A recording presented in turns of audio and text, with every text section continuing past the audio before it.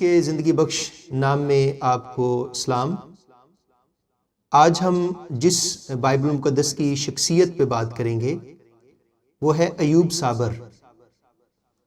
ایوب صابر کے بارے میں ہم بہت پڑھتے ہیں، سنتے ہیں اور اس کے صبر کے بارے میں بات کرتے ہیں، لیکن ایک جو ذہن میں بات آتی ہے وہ یہ ہے کہ دنیا میں کوئی بھی شخص ایسا نہیں ہے کہ اس کے اوپر اتنی مصیبت، اتنی پریشانی، اتنا دکھ آئے اور وہ ٹوٹے نہ، وہ گرمبل نہ کرے، اس کی زندگی میں گرج نہ ہو۔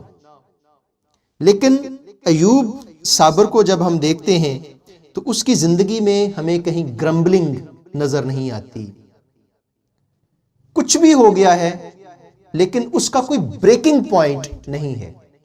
تو آج ہم ایوب صابر کی پوری زندگی پہ غور کریں گے اور تاریخی طور پہ دیکھیں گے کہ ایوب صابر کون تھا، اور اس کے بعد ہم اس کو یہودیوں کے نزدیک ایوب صابر کون تھا، اور پھر ہمارے ایمان میں ایوب صابر کی کیا اہمیت اور حیثیت ہے، اور اس میں جو مین چیز رہے گی ایوب صابر کی زندگی میں جس پہ آج ہم غور کریں گے وہ یہ ہے کہ ایوب صابر کا بریکنگ پوائنٹ کیوں نہیں تھا، اس پہ ہم بات کریں گے۔ میرے ساتھ خداوند کے زندگی بخش کلام میں سے دیکھیے ایوب کی کتاب، اس کا پہلا باب اور اس کی پہلی آیت سے میں آپ کے سامنے پڑھوں گا۔ اوز کی سرزمین میں ایوب نام ایک شخص تھا، وہ شخص کامل اور راست باز تھا اور خدا سے ڈرتا اور بدی سے دور رہتا تھا۔ اس کے ہاں 7 بیٹے اور 3 بیٹیاں پیدا ہوئیں۔ اس کے پاس 7,000 بیڑے اور 3,000 اونٹ اور 500 جوڑی بیل اور 500 گدیاں اور بہت سے نوکر چاکر، ایسا کہ اہل مشرق میں وہ سب سے بڑا آدمی تھا۔ اس کے بیٹے ایک دوسرے کے گھر جایا کرتے تھے اور ہر ایک اپنے دن پر ضیافت کرتا تھا اور اپنے ساتھ کھانے پینے کو اپنی تینوں بہنوں کو بلوا بھیجتے تھے، اور جب ان کی ضیافت کے دن پورے ہو جاتے تھے تو ایوب انہیں بلوا کر پاک کرتا اور صبح کو سویرے اٹھ کر ان سبوں کے شمار کے موافق سوختنی قربانیاں چڑھاتا تھا، کیونکہ ایوب کہتا تھا کہ شاید میرے بیٹوں نے کچھ خطا کی ہو اور اپنے دل میں خدا کی تکفیر کی ہو۔ ایوب ہمیشہ ایسا ہی کیا کرتا تھا۔ خداوند کی برکت اس کے زندگی بخش پاک کلام کے پڑھے اور سنے جانے پر ہو، آمین۔ خداوند کا شکر ہو، خدا باپ، بیٹے اور روح القدس کے نام سے، آمین۔ خداوند کے کلام میں جب ہم ایوب کی کتاب دیکھتے ہیں تو بہت سارے لوگ یہ بھی کہتے ہیں کہ ایوب کی جو کتاب ہے وہ ایک متھ ہے، اور 3 چیزوں کے بارے میں کہا جاتا ہے جو ہم تھیولوجی میں پڑھتے ہیں۔ کچھ لوگ یہ بھی مانتے ہیں کہ جو ابراہم ہے یہ بھی ایک فیگوریٹو جو ہے وہ سٹوری ہے یا ایک فگر ہے جو ریئل میں نہیں تھی۔ کچھ لوگ یہ بھی کہتے ہیں کہ ایوب جو تھا یہ بھی ایک بنائی ہوئی کہانی ہے، اور ایسا کوئی دنیا میں شخص ہو ہی نہیں سکتا کہ جو اتنی مصیبت اور اتنا دکھ اٹھائے اور وہ تکفیر نہ کرے یا گناہ نہ کرے یا گرمبل نہ کرے یا گرج نہ کرے۔ اور تیسرا جو یہ ہے کہ جو آستر کی کتاب ہے اس میں خدا کا نام نہیں ہے۔ جب ہم آستر پہ بات کریں گے اور جب ہم ابراہم کی شخصیت پہ، جیسے آج ہم ایوب کی شخصیت پہ بات کر رہے ہیں، تو جب ہم ابراہم کی شخصیت پہ بات کریں گے تو ہم اس میں دیکھیں گے کہ آیا ابراہم کے بارے میں آرکیالوجی یا جو بائبل ہے یا بائبل ہسٹری ہے اس میں کیا ہے، اور واقعی کیا وہ ایک ریئل فگر ہسٹری میں رہا ہے یا نہیں ہے۔ اور ایسے ہی آج ہم ایوب کے بارے میں دیکھیں گے۔ ایوب کے بارے میں جب ہم دیکھتے ہیں تو ایوب کا جو نام ہے اس کے نام کا مطلب ہے ہیٹڈ، پرسیکیوٹڈ، ایسا شخص جس کو ستایا گیا ہو۔ اب آپ اس کا نام دیکھیں کہ اس کا نام ہی کیا ہے، ایسا شخص کہ جس سے نفرت کی گئی ہو۔ اور ایوب اوز کی سرزمین میں آیا۔ یہ جو ملک عراق ہے اس میں یہ ایک جگہ ہے، جو اوز کی وادی ہے، اور خدا اپنے بندہ کو بیان کرتا ہے، اور بائبل مقدس میں یہ واحد بندہ ہے جس کے بارے میں خدا کہہ رہا ہے۔ اور میرا ایک پیغام ہے جو آدم اور حوا کے اوپر ہے، اور جب میں ایوب کے اوپر بات کرتا ہوں تو میں یہ کہتا ہوں کہ ایک گیجٹ لائک ہم موبائل خریدتے ہیں، تو اگر وہ سیریز خراب ہو یا کوئی گاڑی ہوتی ہے تو گاڑی مارکیٹ میں ناکام ہو، کوئی بھی کسی بھی کمپنی کی گاڑی ہو، تو لوگ اس ماڈل کو لینے سے اوائڈ کرتے ہیں۔ اگر کوئی کمپنی کنٹینیوسلی ناکام ہو تو آپ اس کمپنی کی گاڑی یا چیز لینے سے انکار کرتے ہیں۔ آپ کہتے ہیں کہ یہ کمپنی کامیاب نہیں ہے، یہ چیز کامیاب نہیں ہے۔ جیسے کچھ ملکوں کے بارے میں کہا جاتا ہے کہ ان کی چیزیں پائیدار نہیں ہیں، کیونکہ ہم سب اس کا نام جانتے ہیں۔ اب اس چیز کو دیکھ کے خدا کے حضور میں جب آدم اور حوا کو بنایا گیا، اور جب آدم اور حوا کو بنایا گیا تو آدم اور حوا گناہ میں گر گئے، اور ایوب انہی کی اولاد ہے۔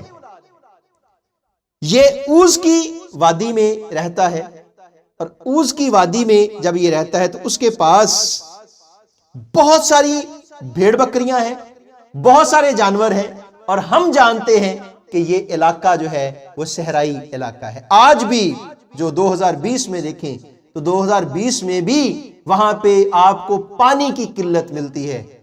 لوگ کہتے ہیں کہ جو یہ عربی جو ممالک ہیں، تو ان عرب ممالک میں جو پانی ہے وہ جیسے ہمارے لیے پیٹرول ہے، مہنگا ہے، تو ان کے لیے پانی وہاں پہ مہنگا ہے۔ تو اب سوچیں کہ ہم آگے چل کے ان پہ بات کریں گے کہ اس کے لیے کہاں سے چارہ، کہاں سے یہ ساری چیزیں، کہاں سے یہ سب کچھ آتا تھا۔ جو کلام میں ہم پڑھتے کہ اوز کی سرزمین میں ایوب نام ایک شخص تھا، اور اس کے بارے میں لکھا کیا ہے؟ وہ شخص کامل، وہ شخص راست باز، اور خدا سے ڈرتا اور بدی سے دور رہتا تھا۔ دو صفات ہیں، دو عمل ہیں۔ پہلے جو دو صفات ہیں یہ خداوندی صفات ہیں۔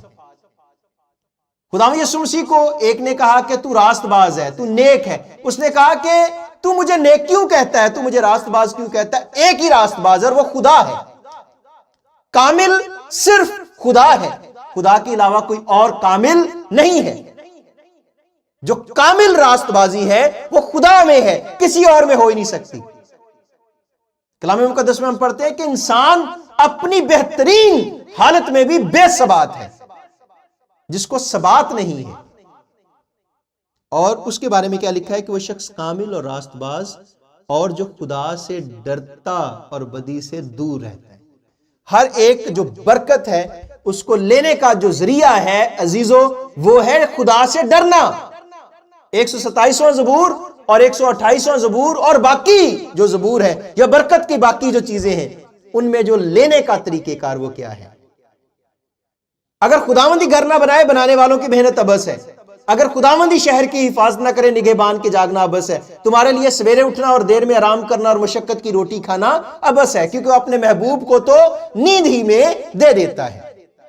دیکھو، اولاد خداوند کی طرف سے میراث اور پیٹ کا پھل خداوند کی طرف سے اجر ہے۔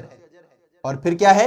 تیری بیوی تیرے گھر کے اندر میوادار تاک کی مانند ہو، تیری اولاد تیرے دسترخوان پر زیتون کے پودوں کی مانند۔ دیکھو، ایسی برکت اسی آدمی کو ملے گی جو خداوند سے ڈرتا ہے۔ ان ساری برکات کو گھر بنانے کا، برکت لینے کا، خدا کے محبوب ہونے کا، اور اچھی بیوی، اچھا شوہر، اچھی اولاد لینے کا، زندگی لینے کا، ہر ایک چیز لینے کا جو ذریعہ ہے وہ ہے خدا سے ڈرنا۔ اور ایوب کی پہلی بات یہ ہے کہ وہ کیا ہے؟ خدا سے ڈرتا ہے۔ اور پھر جو دوسری بات ہے وہ بدی سے دور رہتا ہے، اور جہاں بدی نہیں ہے وہاں خدا ہے۔ اور آپ ضرور میرا وہ پیغام دیکھنا جو 84 زبور پہ اور جو 91 سام پہ، 91 زبور پہ، اس پہ ضرور آپ دیکھیے گا۔ اس میں ڈیٹیل کے ساتھ یہاں بتایا گیا ہے۔ یہاں پہ ایک بات آئے گی جو اس میں ڈیٹیل کے ساتھ آپ کو ملے گی۔ اس کے ہاں 7 بیٹے 3 بیٹیاں، اس کے پاس 7,000 بیڑیں، 3,000 اونٹ، 500 جوڑی بیل، 500 گدیاں اور بہت سے نوکر چاکر، ایسا کہ اہل مشرق میں اس جیسا کوئی بھی نہیں تھا۔ یہ ہے اس کی اسپیسیفیکیشن۔ یہ ساری برکات ہیں جو ایوب کے پاس ہیں۔ اور اس کے بعد کیا ہوا؟ ایک دن خدا کے بیٹے آئے کہ خدا کے حضور حاضر ہوں، اور ان کے درمیان شیطان بھی آیا، اور خداوند نے شیطان سے پوچھا کہ تو کہاں سے آیا ہے؟ شیطان نے خداوند کو جواب دیا کہ زمین پر ادھر ادھر گھومتا پھرتا اور اس میں سیر کرتا ہوا آیا ہوں۔ خداوند نے شیطان سے کہا کہ کیا تو نے میرے بندہ ایوب کے حال پر بھی کچھ غور کیا ہے؟ کیونکہ زمین پر اس کی طرح کامل اور راست باز۔ اب آپ سوچیں کہ جس آدم کو خدا نے بنایا وہ آدم خدا کے ساتھ چل نہیں سکا، جس ہوا کو خدا نے بنایا وہ خدا کے ساتھ چل نہیں سکی، وہ گناہ میں گر گئی۔ اب انہی کی اولاد ہے۔ میں نے شروع میں بات کی کہ اگر کسی کمپنی کی جو پروڈکٹس ہیں وہ اچھی نہ ہوں تو آپ نہیں لیتے وہ پروڈکٹ۔ اب جو پہلی پروڈکٹ ہے وہی گناہ میں گر گئی، لیکن یہاں پہ خدا کہہ رہا ہے میرا آپ پیغام سنیے گا جو میں نے آدم اور حوا کے بارے میں کہا ہے، اور اس میں یہ میں نے بیان کیا ہے کہ کس نے گناہ کیا تھا اور دنیا گناہ میں گری۔ تو اس میں نے ایوب کی بات کی ہے۔ خدا کے کلام میں جب ہم یہاں پہ دیکھتے ہیں کہ اس کی طرح کامل اور راست باز اور جو خدا سے ڈرتا ہے اور بدی سے دور رہتا ہے کوئی اور نہیں ہے۔ اور خدا یہ بات کہہ رہا ہے کہ اس کی طرح کامل اور راست باز اور جو خدا سے ڈرتا اور بدی سے دور رہتا ہے کوئی اور نہیں ہے۔ شیطان نے خداوند کو جواب دیا کیا ایوب یوں ہی خدا سے ڈرتا ہے؟ اور جب اس نے یہ بات کی کہ خدا سے جو ڈرنا ہے، خدا کے حضور میں جو آنا ہے، خدا کے حضور میں جو چلنا ہے، اور جب اس نے یہ بات کی ہے، اب یہ بات یہاں پہ آپ رکھ کے اب دیکھیں ایوب کی زندگی کو۔ بدی سے دور رہتا ہے، خدا سے ڈرتا ہے، کامل ہے، راست باز ہے۔ یہ خدا کی صفات ہے۔ خدا کس پہ رلائے کر رہا ہے؟ خدا آدم کی اولاد پہ رلائے کر رہا ہے۔ اور میں نے اس پیغام میں آپ سنیے گا کہ یہ بڑی ڈیٹیل سے بتایا تھا کہ آزمائش اور جو امتحان ہے وہ کیا ہوتا ہے۔ تو یہاں پہ ایوب کی آزمائش ہے، جیسے آدم اور حوا کا امتحان ہے ایسے یہاں پہ آزمائش ہے۔ اس کو پتہ ہی نہیں ہے کہ میرے ساتھ ہونے کیا جا رہا ہے، اس کو پتہ ہی نہیں ہے کہ میرے اوپر یہ آزمائش کیوں آئے گی یا کیوں آ رہی ہے۔ کلام مقدس میں جب ہم اس کو دیکھتے ہیں تو شیطان نے اس کو کہا کہ خداوند تو اس کو چھو اور وہ تیرے منہ پر تیری تکفیر کرے گا۔ اور ہمارا جو موضوع ہے کہ ایوب کیوں خدا کی تکفیر نہیں کرتا تھا۔ خداوند نے شیطان سے کہا دیکھ اس کا سب کچھ تیرے اختیار میں ہے، صرف اس کو ہاتھ نہ لگانا۔ تب شیطان خداوند کے سامنے سے چلا گیا، اور ایک دن جب اس کے بیٹے اور بیٹیاں اپنے بھائی کے ہاں کھانا کھا رہے تھے اور مے نوشی کر رہے تھے تو ایک قاصد ایوب کے پاس آ کر کہا کہ بیل ہل میں جتے تھے اور گدھے اس کے پاس چل رہے تھے کہ سبا کے لوگ ان پر ٹوٹ پڑے اور انہیں لے گئے اور نوکروں کو تہ تیغ کیا، اور فقط میں ہی اکیلا بچ نکلا ہوں کہ تجھے خبر دوں۔ وہ ابھی یہ کہہ ہی رہا تھا کہ ایک اور بھی آ کر کہنے لگا خدا کی آگ آسمان سے نازل ہوئی اور بھیڑوں اور نوکروں کو جلا کر بھسم کر دیا، اور فقط میں ہی اکیلا بچ نکلا ہوں کہ تجھے خبر دوں۔ وہ ابھی یہ کہہ ہی رہا تھا کہ ایک اور آ کر کہنے لگا کہ کشتی 3 گول ہو کر اونٹوں پر آ گرے اور انہیں لے گئے اور نوکروں کو تہ تیغ کیا، اور فقط میں ہی اکیلا بچ نکلا ہوں کہ تجھے خبر دوں۔ وہ ابھی یہ کہہ ہی رہا تھا کہ ایک اور آ کر کہنے لگا کہ تیرے بیٹے بیٹیاں اپنے بڑے بھائی کے گھر میں کھانا کھا رہے تھے اور مے نوشی کر رہے تھے، اور دیکھ بیابان سے ایک بڑی آندھی چلی اور اس گھر کے چاروں کونوں پر ایسے زور سے ٹکرائی کہ ان نوکروں پر گر پڑا اور وہ مر گئے، اور فقط میں ہی اکیلا بچ نکلا ہوں کہ تجھے خبر دوں۔